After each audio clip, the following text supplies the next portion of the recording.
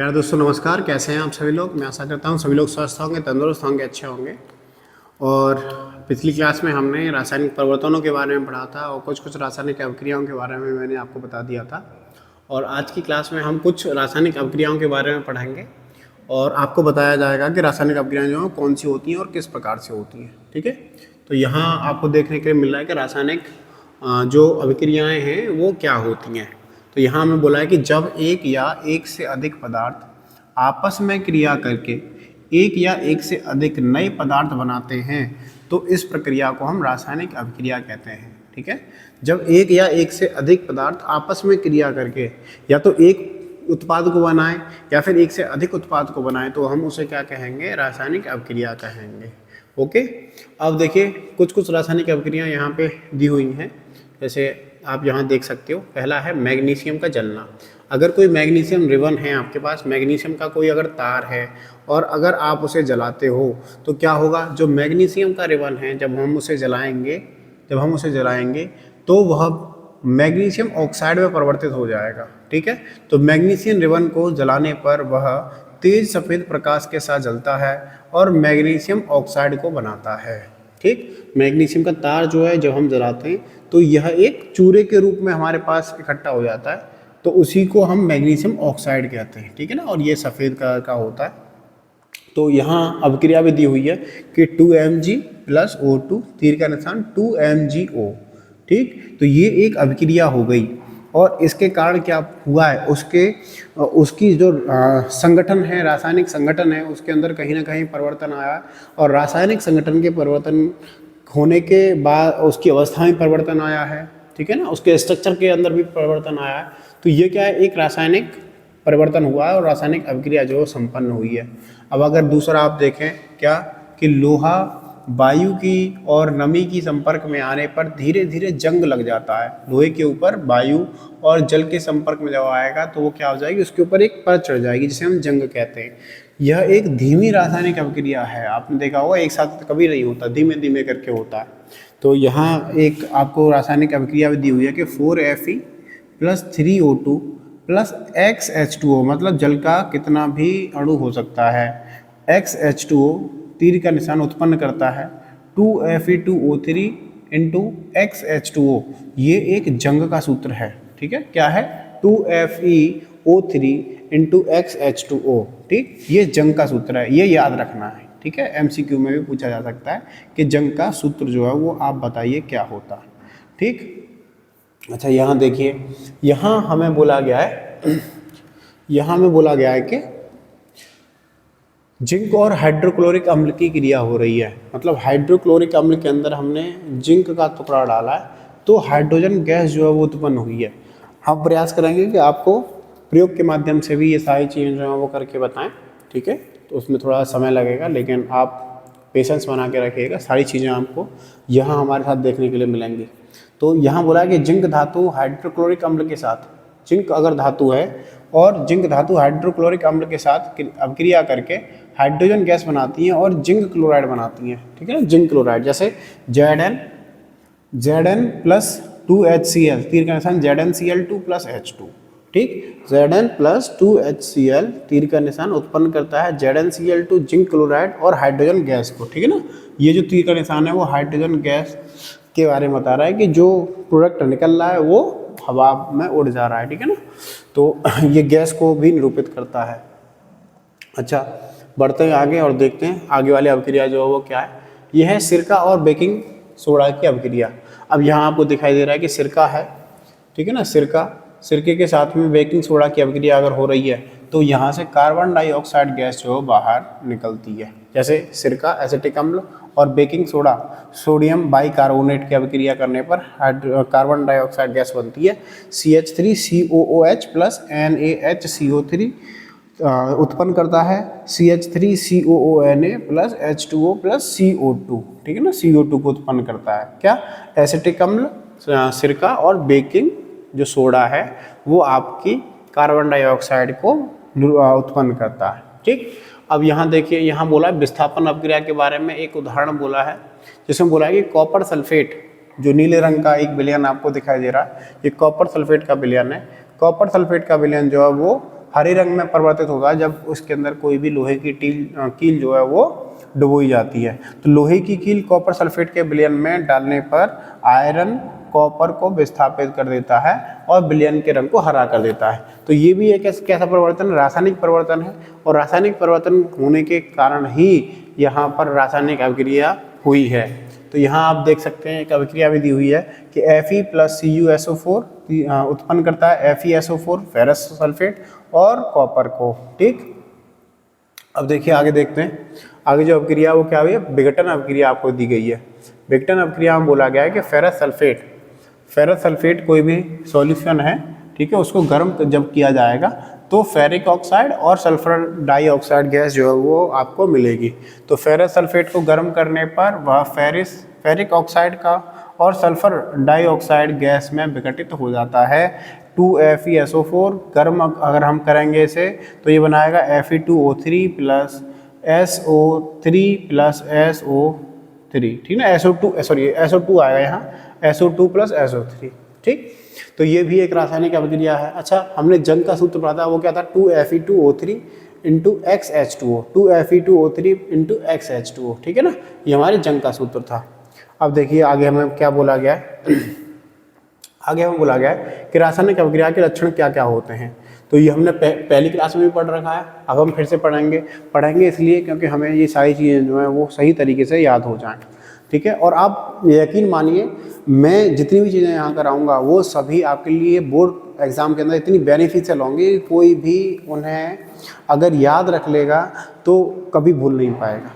ठीक, तो यहाँ बोला है कि रासायनिक अभिक्रियाओं के लक्षण बोला गया है कि रंग में परिवर्तन होता है, दूसरा गैस का निकलना होता है, तीसरा तापमान में परिवर्तन होता है, चौथा अवक्षेप बनता है, और पांचवा है प्रकाश और ऊष्मा का उत्सर्जन होता है। पहला क्या है, रंग में परिवर्तन होगा, ठीक, दूसरा गैस निकलेगी, जैसे आप यहाँ भी देख सकते हो। क्या, पहला हमने रंग में परिवर्तन देखा, तो क्या यहाँ रंग में परिवर्तन हो रहा है या फिर नहीं हो रहा? नीला रंग जो है वो लाल रंग में परिवर्तित हो रहा है, बिल्कुल हो रहा है। तो यहाँ एक कैसी अभिक्रिया, ये एक रासायनिक अभिक्रिया है, रासायनिक परिवर्तन है। दूसरा गैस का निकलना होता है, तो आप यहाँ भी देख सकते हो, यहाँ भी गैस निकल रही है, ठीक है, फेरस सल्फेट के अंदर यहाँ भी गैस निकल रही है जब हम सरकार बेकिंग सोडा को मिला रहे हैं, और यहाँ भी गैस निकल रही है जब हम जिंक को हाइड्रोक्लोरिक अम्ल के साथ क्रिया करा रहे हैं। ठीक है, तो दूसरा हमने ये भी देख लिया कि जब भी रासायनिक परिवर्तन होगा तो उसमें गैस निकलेगी। तीसरा तापमान के अंदर परिवर्तन होगा। ठीक है, तापमान के अंदर परिवर्तन, जो आपने ऊष्माक्षेपी और ऊष्माशोषी अभिक्रिया के बारे में आपने पढ़ा था तो वो भी आपने देखा होगा। अब यहाँ तापमान के अंदर परिवर्तन को आप ये भी देख सकते हो कि यहाँ अगर हम इसे गर्म करेंगे तो इसके तापमान के अंदर परिवर्तन एब्सोल्युटली होगा ही होगा। ठीक है, अब यहाँ देखिए अवक्षेप बनता है, तो आप यहाँ देख सकते हो अवक्षेप यहाँ नहीं है, लेकिन पिछली बार क्लास में मैंने आपको बताया था कि अवक्षेप जो ये, जैसे यहाँ हम देखें तो यहाँ जो आपको BaSO4 का अवक्षेप जो है वो प्राप्त हो रहा था, तो इसे हम अवक्षेप कहते हैं। ठीक है ना, तो अवक्षेप बनता है। और हमें क्या देखने के लिए मिला, क्या सीखने के लिए मिला कि प्रकाश या ऊष्मा का उत्सर्जन होता है, या तो प्रकाश ऊर्जा का उत्सर्जन होगा या फिर ऊष्मा का उत्सर्जन होगा। ठीक है, अब हम आगे बढ़ते हैं संतुलित रासायनिक समीकरण के बारे में। तो संतुलित रासायनिक समीकरण जो होता है वो डिपेंड करता है किसके ऊपर, जो लॉ है। ठीक है ना, अब यहाँ देखिए रासायनिक अभिक्रिया को रासायनिक समीकरण द्वारा दर्शाया जाता है। समीकरण को संतुलित करने पर दोनों ओर परमाणुओं की संख्या समान होती है। मतलब अगर दोनों ओर परमाणुओं की संख्या समान है तो हम कह सकते हैं कि वह संतुलित रासायनिक समीकरण है। अगर समान नहीं है तो हम कहेंगे कि वह एक असंतुलित अनबैलेंस्ड केमिकल रिएक्शन है या फिर केमिकल इक्वेशन है। ठीक है, तो हमारे ये हमें हमेशा याद रखना है कि जब भी कोई आपकी केमिकल रिएक्शन हो रही हो या फिर केमिकल इक्वेशन आपने लिखी हो, तो जो दोनों तरफ अणुओं की संख्या है, जो दोनों तरफ आपके परमाणुओं की संख्या है, वो बराबर होनी चाहिए, अभिकारक और उत्पाद दोनों में। ठीक है, अब यहाँ देखिए याद रखने के लिए कुछ बातें हैं, क्या कि द्रव्यमान को न तो बनाया जा सकता है और न ही नष्ट किया जा सकता है। और दूसरा, रासायनिक अभिक्रिया में केवल परमाणुओं का पुनर्संयोजन होता है। मतलब संयोजन हो सकता है, हम उसे नष्ट नहीं कर सकते, परमाणुओं को नष्ट नहीं कर सकते, उसे सिर्फ हम संयोजित कर सकते हैं, दूसरे के साथ में मिला सकते हैं। ऊर्जा परिवर्तन हो सकता है, ठीक है ना। तीसरा क्या है, ऊर्जा का परिवर्तन हो सकता है। ओके, तो ये हमें यहाँ सीखने के लिए मिला। और नीचे लिखा हुआ रसायन विज्ञान हमारे जीवन को आसान बनाता है। और आसान तो बनाता है, अगर हम रसायन शास्त्र के अंदर जो रासायनिक अभिक्रियाएं वही नहीं होंगी तो कहीं ना कहीं मैंने पिछली क्लास में बताया था कि जीवन जो है वो रुक जाएगा। ओके, आप अपने और पास देखिए, और पास जितनी भी चीज़ें आपके हो रही हैं वो सभी कहीं ना कहीं रासायनिक अभिक्रियाओं के माध्यम से ही संपन्न हो रही हैं और रासायनिक अभिक्रियाओं के कारण ही वह आसान बन पा रही हैं। ओके, तो ये मैंने कुछ चीज़ें आपके लिए लिखी हैं क्या, कि रासायनिक समीकरण क्या होता है। तो रासायनिक समीकरण में रासायनिक अभिक्रिया को उसके प्रतीकों के रूप में, ठीक है, सिंबल के रूप में लिखना ही क्या कहलाता है, रासायनिक समीकरण कहलाता है। ठीक है, जो भी आपको परमाणु दिए गए हैं, जो भी आपको परमाणु दिए गए हैं उनके सिंबल को लिखना, जो भी आपको तत्व दिए गए हैं उनको सिंबल को लिखना, जो भी आपको यौगिक दिए गए हैं उनके जो सूत्र हैं उनको लिखना। ठीक है ना, सूत्रों और सिंबलों की सहायता से अगर हम किसी भी रासायनिक अभिक्रिया को लिख रहे हैं तो वो हमारा क्या कहलाएगा, वो हमारा समीकरण कहलाएगा। ठीक है, मैं लिख के बता देता हूँ कि अगर हम क्या कर रहे हैं, किसी भी रासायनिक अभिक्रिया को, रासायनिक अभिक्रिया को, ठीक है, लिख दें सिंबल में, ठीक है, किसमें, प्रतीकों में, प्रतीकों में, किसमें, चिन्हों में, चिन्हों में। ठीक है ना, तो वो हमारा क्या कहलाएगा, रासायनिक समीकरण कहलाएगा। रासायनिक समीकरण, ठीक है ना, क्या कहलाएगा, रासायनिक समीकरण कहलाएगा। रासायनिक समीकरण, ठीक है। कहने का मतलब यह है कि अगर हम किसी भी केमिकल रिएक्शन को,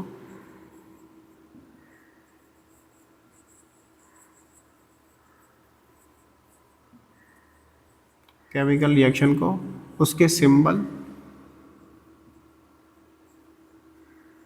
ठीक है, आदि के अंदर अगर हम लिख देंगे तो वो क्या कहलाएगी,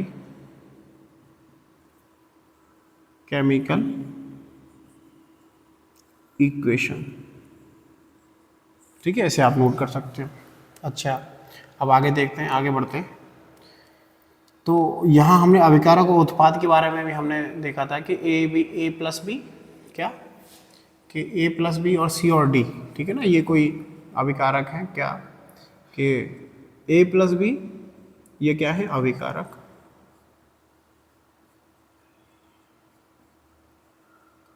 ठीक है, और सी और डी क्या है, ये है उत्पाद। ठीक है, अभिकारक हमारे किसी भी अभिक्रिया के लेफ्ट हैंड साइड में होते हैं और उत्पाद हमारे राइट हैंड साइड में होते हैं। ठीक है, इसे हम रिएक्टेंट कह देते हैं, रिएक्टेंट, और इसे हम कह देते हैं क्या, प्रोडक्ट। ठीक है, प्रोडक्ट कह देते हैं। तो मैंने आपको ये सारी चीज़ें बताएं। अब हमने क्या क्या पढ़ लिया है वो देख लेते हैं। सबसे पहले हमने इस पार्ट के अंदर पढ़ा था कि परिवर्तन क्या होते हैं, परिवर्तन के बारे में पढ़ा था। ठीक है, जो चेंजेस थे। अच्छा, परिवर्तनों के अंदर हमने दो प्रकार पढ़े थे, एक पढ़ा था भौतिक परिवर्तन, भौतिक, और दूसरा पढ़ा था क्या, रासायनिक, रासायनिक। ठीक है, अब हमने बताया था कि रासायनिक परिवर्तन के कारण ही क्या होती हैं, रासायनिक अभिक्रियाएं होती हैं।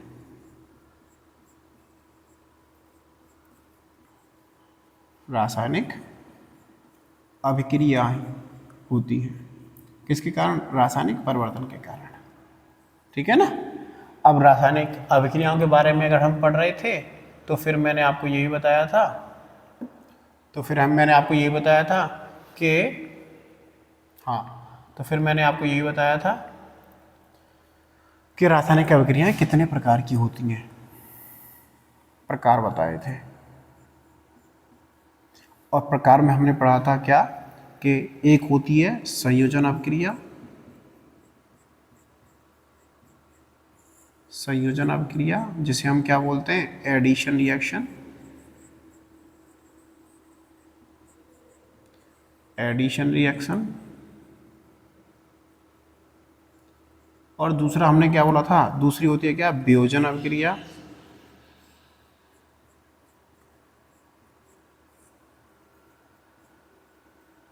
जिसे हम बोल रहे थे क्या, substitution reaction. Substitution reaction. Substitution reaction. तीसरा हमने पढ़ा था क्या, अपघटन, हाँ अपघटन नहीं, विस्थापन। ठीक है ना, तो मिटाने के लिए ये है, ठीक है, विस्थापन अभिक्रिया।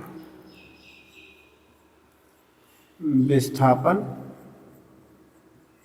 जिसे हम बोल रहे थे क्या, displacement reaction, sorry displacement, DISPLACMENT, displacement. ठीक है ना, रिएक्शन। और दूसरी क्या थी, द्विविस्थापन अभिक्रिया। द्विविस्थापन अभिक्रिया, और ये था डबल डिस्प्लेसमेंट रिएक्शन। ठीक है, फिर हमने ऊष्मा छेपी, एंडोथर्मिक और एक्सोथर्मिक। ठीक है ना, ऊष्मा छेपी, ऊष्मा छेपी और ऊष्मा शोषी, और ऊष्मा शोषी। ठीक है ना, अभिक्रिया के बारे में पढ़ा। फिर हमने पढ़ा था रेडॉक्स रिएक्शन के बारे में। रेडॉक्स रिएक्शन, जैसे हम बोले थे ऑक्सीकरण,